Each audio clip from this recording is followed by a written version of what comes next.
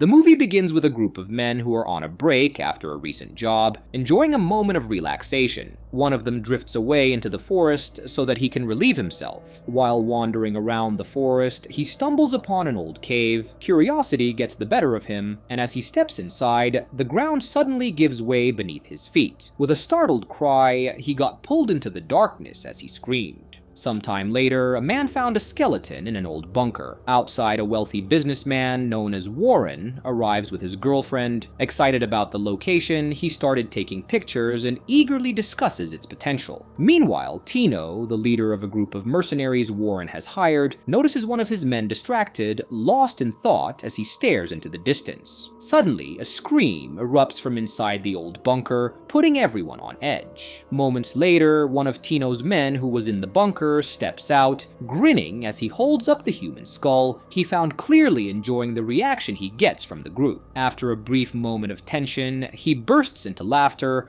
revealing it was nothing more than a joke. Annoyed by the unprofessional behavior, Warren turns to Tino, making it clear that he expects better discipline. Tino reassures him that his men won't step out of line again. As the last two men in Tino's crew examine the skull, one insults the other's throwing skills before tossing it over. Meanwhile, Warren, ever eager to uncover the secrets of their location, has brought along a scientist to examine the old machine gun nest. While they wait, the engineer turns to Tino, curious about their mission. Tino admits he has no clue and isn't particularly interested in finding out. The engineer, however, prefers to have at least a basic understanding of the jobs he takes. He also mentions an unsettling feeling, like they're being watched, especially given the heavy presence of pirate activity in the area. The group pushes deeper into the forest, eventually arriving at the entrance of an abandoned Dutch mine. The engineer Stanley speculates that the site was later seized by the Japanese during the war. Warren interjects, explaining that the mine was eventually converted into a military bunker, precisely what they've been searching for. Before moving forward, Stanley insists on inspecting the area, pointing out recent seismic disturbances that could mean the structure is unstable. As he works, he takes a moment to ask the scientist, Ree, how she ended up working with Warren. She explains that she's here for her own research, specifically to understand how men were capable of such atrocities during World War II. Stanley offers his perspective. Soldiers don't simply become killers, they are broken down, reshaped, and rebuilt into something different, something that makes them believe taking lives is just another duty. Outside, Tino's men are keeping watch of the surrounding and making a camp. Tino warned Warren to be careful, but Warren, thinking he is calling him reckless, complained to his girlfriend. As they talk, a group of pirates ambushes them with gunfire. Stanley is still assessing the mine, but they have no choice. Everyone is forced to flee inside. One of the mercenaries is the last to make it in, and realizes too late that a grenade has been tossed after them. The blast shakes the ground, and when the dust settles, they find him severely wounded while the entrance to the mine is completely blocked by debris, cutting off their only exit. As they pull the injured man from the rubble, Stanley calls out to Tino, making it clear that there's no going back the way they came. Their only option is to descend further into the mine, though there's no telling if another exit exists. Tension rises as the group debates whether the attack was just a coincidence or if someone knew exactly why they were there. Suspicion falls on Warren, and frustration finally boils over. Stanley demands to know what they're really looking for. Cornered, Warren finally admits the truth. With the help of the Japanese scientist, he managed to decode a series of old documents that led them directly to this location. Warren finally reveals the true purpose of their expedition. They are searching for a legendary treasure hidden by a high-ranking Japanese military commander. Stanley, however, immediately dismisses the idea, insisting that such treasure is nothing more than a myth. Warren counters, clarifying that while most of the rumored riches were believed to have been hidden in the Philippines, some were supposedly stashed within this very mine. Their argument quickly escalates, but before it turns physical, Tino steps in, reminding them that survival should be their priority. They need to focus on finding a way out. With no other option, the group ventures deeper into the mine. As they move cautiously through the darkness, the silence is suddenly shattered. Overhead lights flicker to life, and an old wartime song blasts through hidden speakers. The unexpected activation leaves them frozen in shock because this place was supposed to have been abandoned for decades. Warren suggests that the mine's instability may have triggered the electrical systems. Stanley, however, sees this as an opportunity. If the power is still functioning, it could mean there's another exit somewhere. As they push forward, they begin discovering unsettling remnants of the past. Room after room is filled with shelves stacked with old bottles, hazmat suits, and disturbing images that hint at something far more sinister than a simple military outpost. Eventually, they come across what appears to be a communication center. Rhee studies a large map pinned to the wall, and Warren joins her. While the group is distracted, a shadowy figure wearing a gas mask silently appears behind one of the men. None of them notice. By the time the man turns around, the figure has already vanished. Rhee continues analyzing the map and points out that it marks this mine as a site controlled by the 25th Area Army. Warren takes this as confirmation that they found one of the Japanese commander's secret hideouts. Stanley, however, remains skeptical. Something about this place doesn't add up. Drawing from his military background, he insists that this isn't a standard bunker. There's something else at play here. Despite Warren's reluctance to elaborate, Rhee decides to come clean. The documents they deciphered didn't just lead them to a treasure, they also uncovered something far more disturbing. This mine was once an operational facility for Unit 731, a covert Japanese research division infamous for its brutal human experiments. Their specialty was developing biological and chemical weapons through horrific means. The revelation unsettles the group. Warren defends himself, claiming he had no idea what they were truly walking into, which is why he couldn't properly prepare them for what lies ahead. One of the mercenaries asks what the connection between Unit 731 and the supposed treasure is. He suggests that the infamous research division may have simply been a cover story, a way to keep outsiders away from whatever was really hidden inside this place. As they venture further into the underground facility, the group stumbles upon a heavily reinforced bunker. Tino makes the call to split up, allowing one of his men to rest on a makeshift bench while the rest continue their search. However, Warren and his girlfriend refuse to stay behind. They insist on pressing forward with the others. Meanwhile, 3 of them remain behind to watch over the injured mercenary. As they stay behind, Rhee asks Stanley why he got out of the army. He then started telling her a story he encountered while he was in Afghanistan. Tino's team soon discovers another chamber filled with rusted metal cages. Among the scattered debris, Warren picks up an old helmet bearing the insignia of the Australian government. Whoever was held here wasn't just a captive, but a prisoner of war. Back with the other group, Stanley asks Rye if Unit 731 is the real reason she joined Warren's expedition. She hesitates before finally admitting the truth that it was the main reason. The wounded mercenary stirs uneasily. A faint sound echoes through the chamber. Alarmed, he sits up and looks down. The ground beneath him shifts and decayed hands burst through the floor, clawing at his legs. Before he can react, he is yanked downward, disappearing into the darkness. Stanley, realizing this is no ordinary situation, demands answers from the Rhee. He asked what the creatures are AMD, what exactly is down her, but she has no idea. One of the mercenaries leaps into the hole, desperate to save his fallen man. Stanley decided to follow him, and Rie also joined him. The descent leads them into a scary space, and they soon come across the body of the man that was taken. His throat is brutally slashed. Rhee is visibly shaken, but Stanley steadies her, telling her they have no choice but to keep moving. Suddenly, a man wearing a gas mask slowly approaches. Before they can react, he strikes. Meanwhile, in another part of the tunnels, one of the mercenaries is dragged deeper into a cavern filled with decomposed bodies and skeletal remains. He spins around, weapon raised, as grotesque figures emerge from the shadows, but he wastes no time, pulling the trigger and dropping it instantly. Before he can make sense of it, a sudden impact from behind sends him crashing to the ground. His rifle is ripped from his grasp as another mutant snatches it and bolts into the darkness. Before he can properly aim, another mutant lunges at him. He manages to wrestle it off and fire, but the damage is already done. His sight is nearly gone. Desperately, he fires off shot after shot until his gun jams. Realizing there's no escape, he throws the useless weapon aside and gazes up at the ceiling, exhaling in frustration. Meanwhile, Stanley regains consciousness to the haunting sound of war music playing once again. A voice speaking Japanese cuts through the melody. As his senses return, he realizes he's restrained, and in front of him stands the man in the gas mask, a small blade gleaming in his grip. Ree watches tensely as the masked man speaks, then turns to Stanley. She translates grimly, "They are now prisoners of the Japanese Imperial Army." Confused and exhausted, Stanley listens as Ree tries to reason with their captor, explaining that the war has long since ended. Growing impatient, Stanley seizes an opportunity to strike,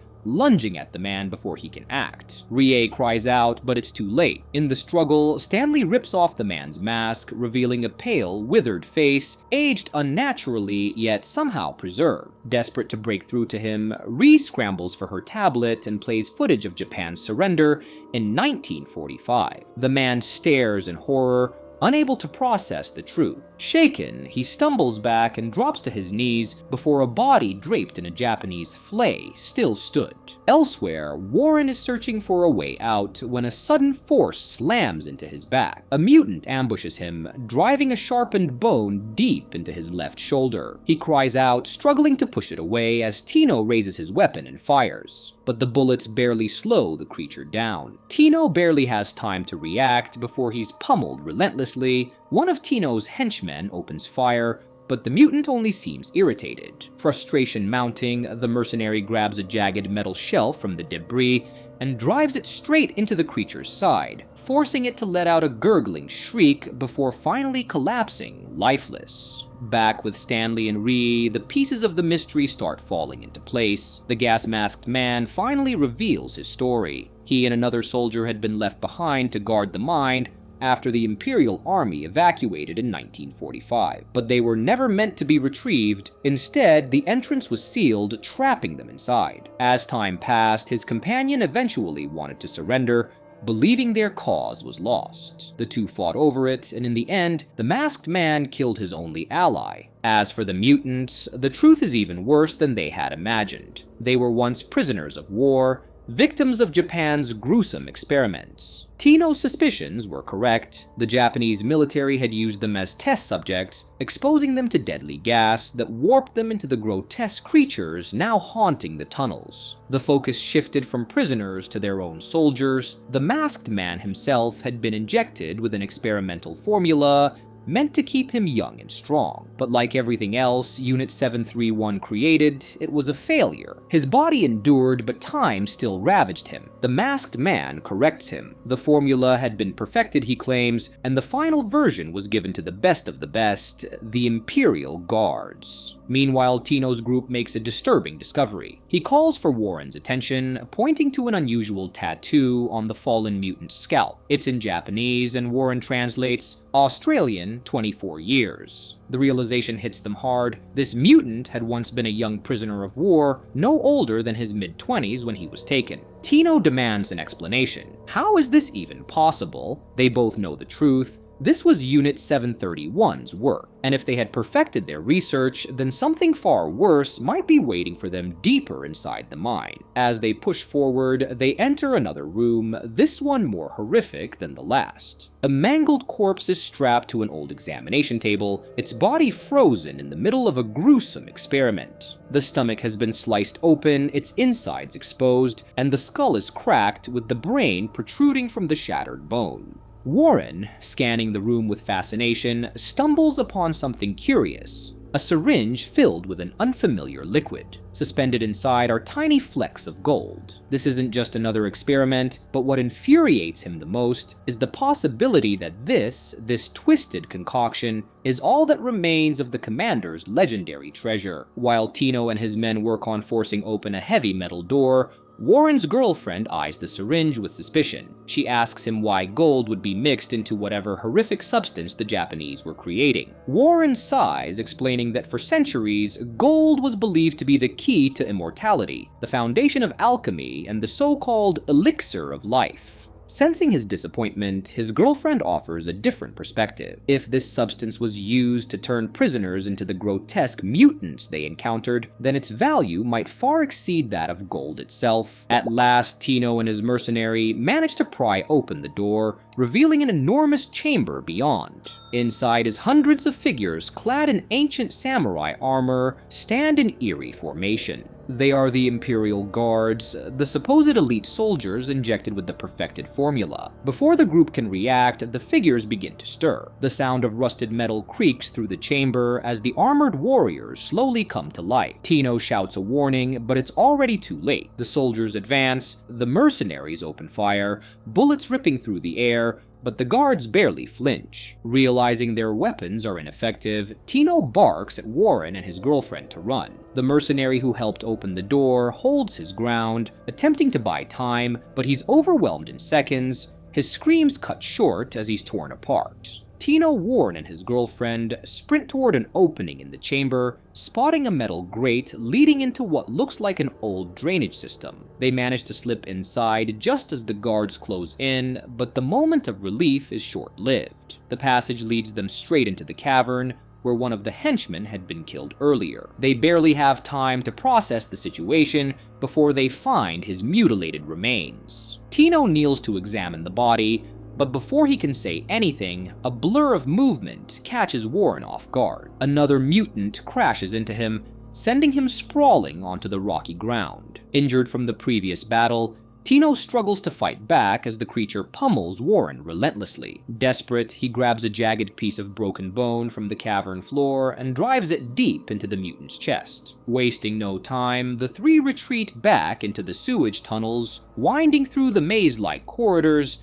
until they finally emerge in the chamber where Stanley and Ree are being held alongside the gas-masked man. Tino immediately turns to Stanley and demands to know if the masked soldier knows a way out. Stanley, still wary but understanding the urgency, explains that the man might have an idea. After all, the mutants clearly managed to leave the facility to hunt for food. If they can find how the creatures escape, they might just have a chance at getting out alive. As chaos erupts around them, Warren's girlfriend quietly reaches into her pocket and pulls out the syringe. Without hesitation, she plunges it into Warren's arm. His body is already weak, barely holding on, and he doesn't even have the strength to react as the mysterious formula seeps into his veins. The moment is cut short as the Imperial Guards close in. The gas-masked man, instead of fleeing, kneels before one of the guards, bowing his head in submission. Accepting his fate, he offers his life as penance for his failure to serve the Japanese military. Back in the cavern, the partnership between the Imperial Guards and the mutants becomes clear. One of the armored soldiers strides toward a restrained mutant, reaching down and unlocking the metal cage fastened around its head.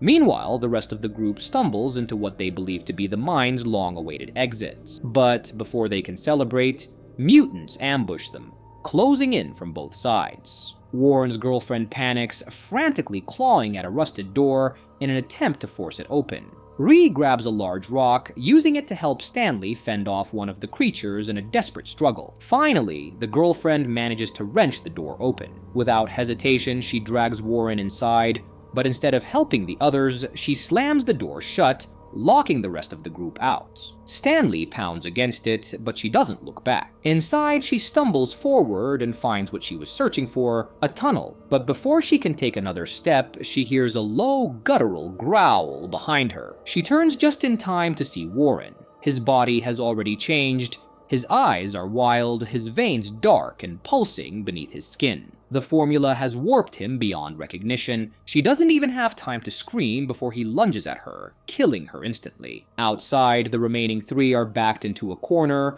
As the Imperial Guards advance, Ree frantically scans the area and spots another drainage passage leading into the sewage system. It's their only chance. She tells Stanley to go with her while Tino stays behind to buy them time. With no choice, Stanley follows Ree, both of them plunging into the foul water below. The freezing current pushes them forward, and after a frantic search, Ree finds another grate, this one leading outside. She forces it open, the moon visible beyond it. As she pulls herself out of the water and onto the shore, She turns back, but Stanley isn't behind her. Instead, an Imperial guard drops into the water beside him. The last thing she sees before escaping is the armored soldier raising its weapon. Gasping for breath, she stumbles onto solid ground, finding herself in the middle of a vast, still lake. She swings wildly, but the warrior barely flinches. With a single powerful backhand, it sends her crashing to the ground. As she struggles to get up, more figures begin rising from the water.